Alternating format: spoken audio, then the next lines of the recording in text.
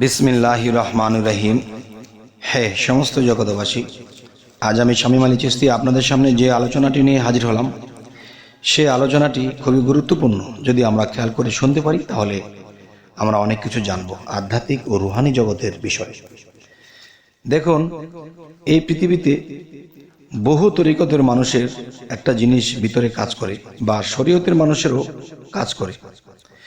সেই বিষয়টি হলো, দেখুন যে বিগত পিছনের জন্মে আপনি কোন সংসারে ছিলেন, কোন বংশে ছিলেন, কোন ফ্যামিলিতে ছিলেন, আপনি কি খুব দরিদ্র ঘরে ছিলেন, কোনো রাজা বাদশার ঘরে ছিলেন, কোনো ধনীর দুলালি ছিলেন, এটা কিন্তু প্রশ্ন জাগে। আর এই জন্মে কেউ অফিসার, কেউ ইউনিভার্সিটির ছাত্র, কেউ কাগজ টোকায় খাইতেছে, কেউ ভিক্ষা করে খাইতেছে। তাহলে আল্লাহ কিন্তু বলে দিয়েছে একটি কথা, যে আমি কাউকে কম দেই না, বেশি দেই না, আমি সমান দিয়ে থাকি। তাহলে এখানে সমান পাওয়া যায় না। তাহলে বোঝা গেল আল্লাহ সঠিক বলেছে, আমরাই বুঝি নাই। তো সেই বুঝটা কি? তো আজকের আলোচনার মূল হলো, পিছনের জন্মের কথা মনে থাকে না কেন? কে ভুলিয়ে দেয়? যে ভুলিয়ে দেয় সে কে? আচ্ছা, তো এখানে বিষয় হলো, আল্লাহ কিন্তু একটা কথা বলেছে, বিশৃঙ্খলাকারীকে আমি পছন্দ করি না, এবং আল্লাহ নিজেও বিশৃঙ্খলা করেন না। আর এই বিশৃঙ্খলার কারণেই এই ঘটনাটি ঘটে, যে পিছনের জন্মে আপনি কি ছিলেন, কোথায় ছিলেন, কোন অবস্থানে ছিল, আপনার রূপস্রোত কি ছিল, আপনার নাম কি ছিল, এগুলো জন্মের পরে কোনো কিছুই মনে থাকে না। তাহলে মনে যেহেতু থাকে না, তাহলে এটা ভুলিয়ে দেয় কে? আল্লাহ ভুলিয়ে দেয় না। এখানে বিষয় হলো, দেখুন, প্রত্যেকটা ডিপার্টমেন্ট ভাগ ভাগ করা।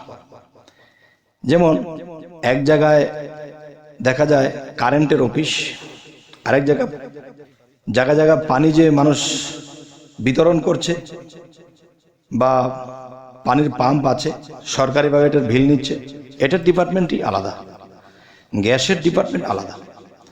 তাহলে প্রধানমন্ত্রী কিন্তু সবাইকে ভাগ ভাগ করে দিয়েছে, তুমি এই ডিপার্টমেন্ট চালাবে, তুমি এটা চালাবে, তুমি সেটা করবে। ঠিক আল্লাহ কিন্তু পৃথিবীতে বিভিন্ন ফেরেশতাদেরকে বিভিন্ন দায়িত্ব দিয়ে এক একজনকে এক একটা ডিউটি দিয়ে দিয়েছে। তাহলে এই ডিউটির মাধ্যমে এমন কাউকে ডিউটি দিয়েছেন যে মানুষটা বিগত জন্মে কোথায়, কিভাবে, কোন অবস্থায় ছিল, কোন নামে ছিল, কোন রূপে ছিল, কোন বংশে ছিল, এই জিনিসগুলো কিন্তু ভুলিয়ে দেওয়ার মতো এমন কাউকে আল্লাহ সৃষ্টি করে রেখেছেন, যে আপনার পিছনের জিন্দেগির কথা ভুলে গেছেন সবকিছু। নতুন করে সূর্য উদয় হয়েছে, শিশুরূপে জন্ম নিয়ে। তখন দেখা যায় আপনি যদি বিগত জন্মে অফিসার থাকতেন, বিগত জন্মে আপনি অনেক শিক্ষিত, লন্ডন পিএইচডি নিয়েছেন, অনেক শিক্ষিত, আপনি ইঞ্জিনিয়ার ছিলেন, ডাক্তার ছিলেন, কিন্তু এই জন্মে এসে আবার কিন্তু সে সরাসরি থেকে শুরু করা হয়েছে, ক খ গ ঘ দিয়ে শুরু করা হয়েছে শিক্ষা। তাহলে দেখা যায় যারা অনেক শিক্ষিত ছিল, তার আত্মাটা মোটামুটি শিক্ষিত, তার আত্মাটা দর করে পড়ে ফেলে, গড়গড় করে পড়ে ফেলে। আবার কোনো কোনো আত্মা আছে জন্ম নিয়ে এসেছে, তাদের মুখ দিয়ে পড়া বের হতেই চায় না। আচ্ছা, তাহলে বোঝা গেল তার আত্মাটা শিক্ষিত ছিল। কিছু দেখলে মনে হয় যে এটা কোথায় যেন দেখেছি। দেখবেন লক্ষ্য করে, আপনি কিন্তু এই জন্মে এরকম কিছু দেখেননি, শোনেননি, কিন্তু আপনি যখন দেখতেছেন যে এরকম কিছু, যে আপনি মনে হচ্ছে যে এই জিনিসটা আপনি কোথায় যেন দেখেছেন, এবং আপনি যেন মনে হচ্ছে যে এই জায়গাটিতে আপনি কখনো অবস্থান করেছেন।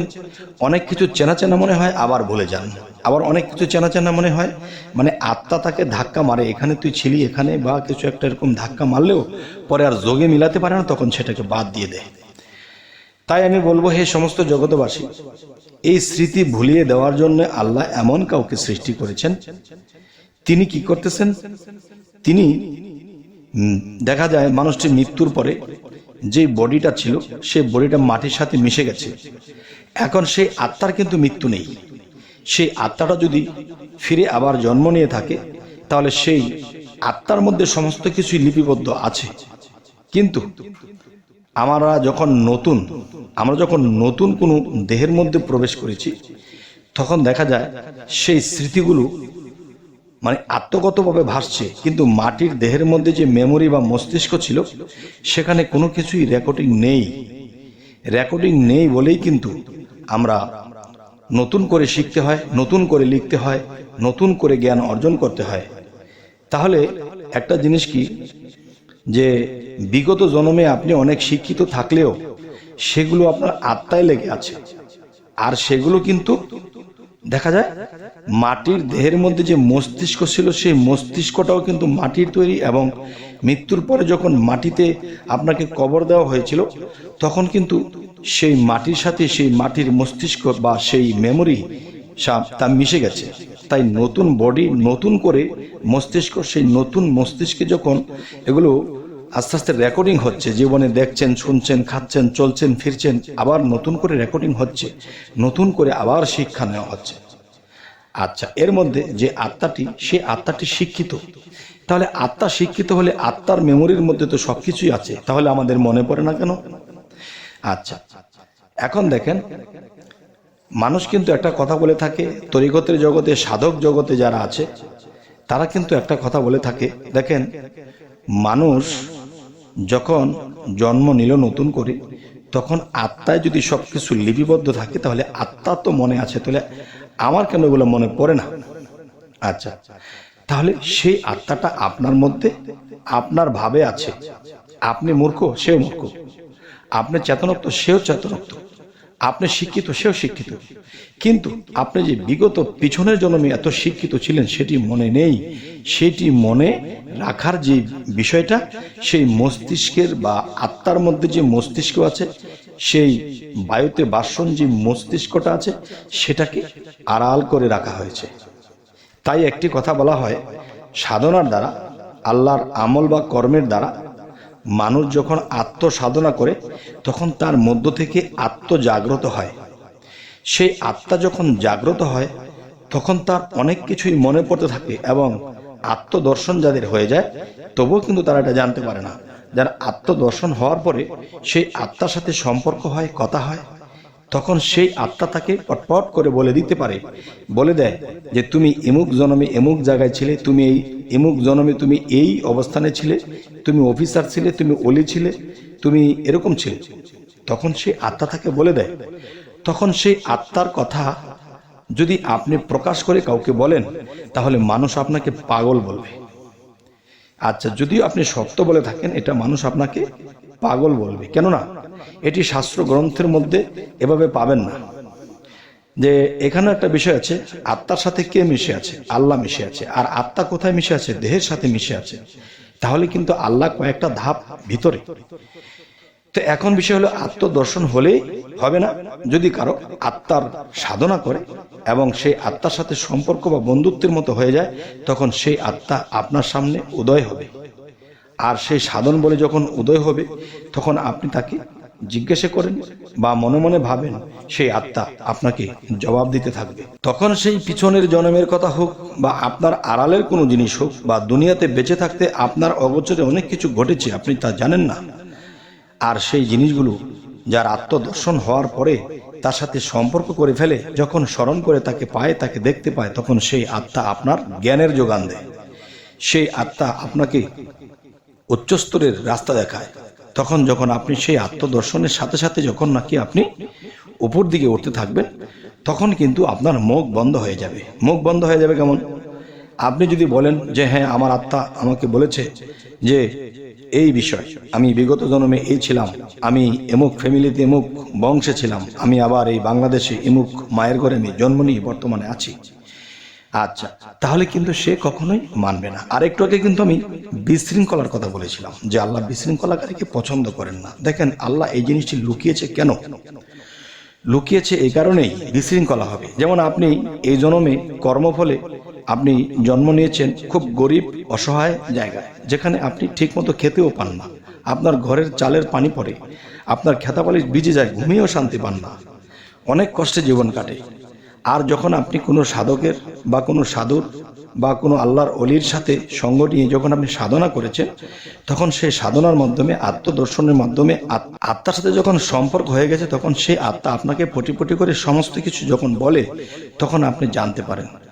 এখন মানুষকে বললে তো এটা বিশ্বাস করবেই না। এবং আপনি যেই ফ্যামিলিতে ছিলেন, যেই মায়ের ঘরে জন্ম নিয়েছেন, সেই মা এখনো বৃদ্ধ অবস্থায় পৃথিবীতে আছে।